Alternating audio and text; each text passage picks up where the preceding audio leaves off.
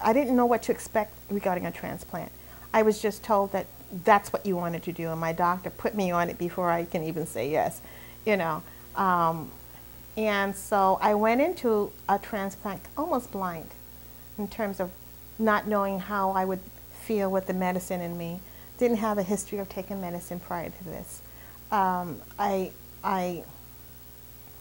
got transplanted, and from the very beginning, it had complications.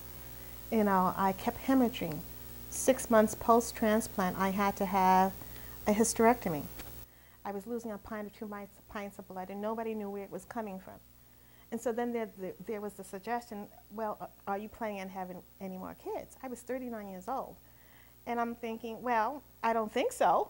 But, you know, now you're telling me that I have to have a hysterectomy, which means no more kids coming out of this body. And so I went through that surgery in order to stop the hemorrhaging.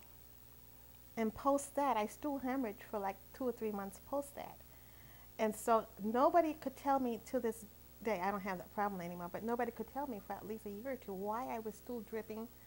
That portion of my body was still hemorrhaging ever so lightly, but I was still having that issue.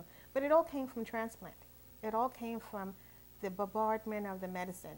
Now, I'm not downing on transplant because I think it's a good modality, but I think you should be more informed about what to expect when you have it.